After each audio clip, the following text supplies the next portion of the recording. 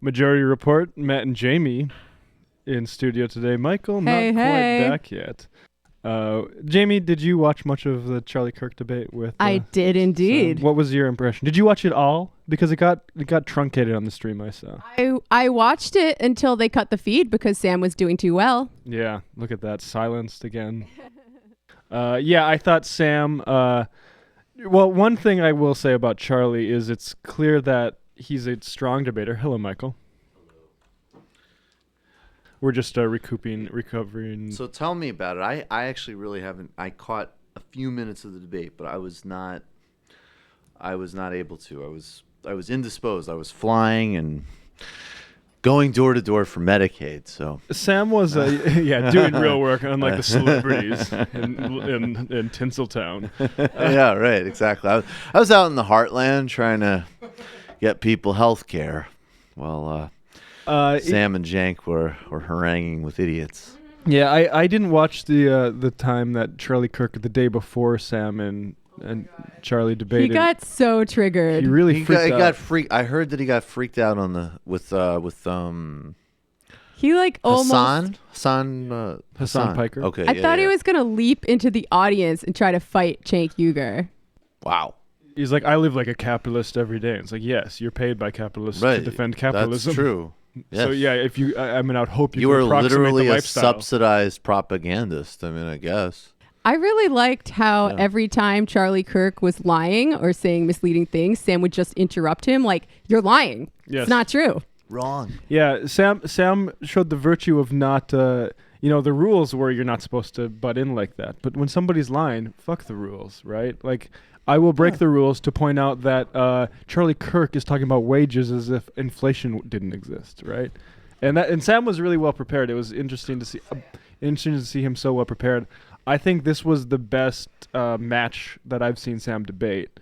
Charlie is a good debater.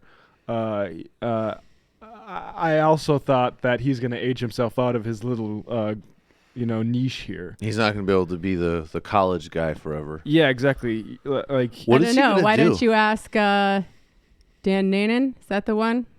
Oh. He like pretends to be a millennial. oh yeah. Or I Yeah. don't know, Dimitri Martin. Any I other like that folks actually. have really written Charlie that way. Kirk is the Dan Ninen of politics. It's actually pretty funny. I just think you're not going to be able to talk about college campuses when you look like a 30-year-old, right? Like, who really cares? You'd be surprised. Yeah.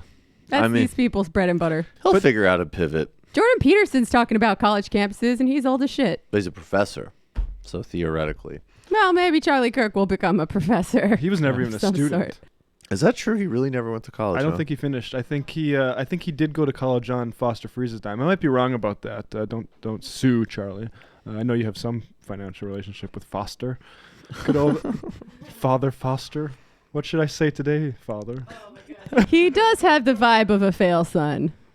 But like a fail son who's kind of good at his job, I guess. But Sam tied a bow on him. I don't think Charlie had any big moments of triumph. Every time, Sam would correct him on some fact, and Charlie would say, we agree more on you were financial telling me regulation. You told me this in the morning, and that to me, I'm not huge on debate, but that is, to me, if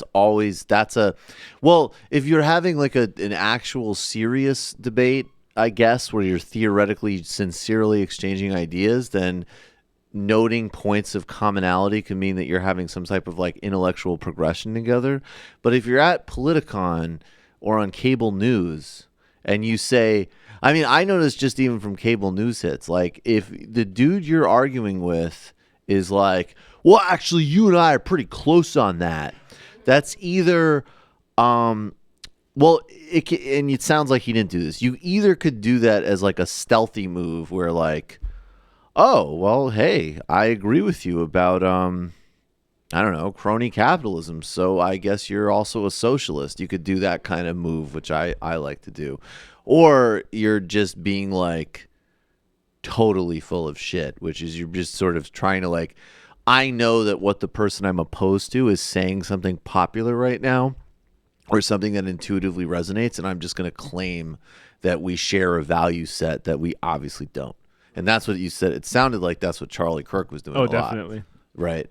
Okay. Yeah. I like how fair Sam was, though, at the beginning when he interrupted Charlie. Like, that's not true. And he's like, hey, we can both talk without interruption, okay? And he's like, hey, if I say something that's not true, you can interrupt me too. Yep. And that's a really good move. It's very disarming. Wow. Now, I would guess that probably did not go over as well in Sam's divorce mediation, but as a debate tactic.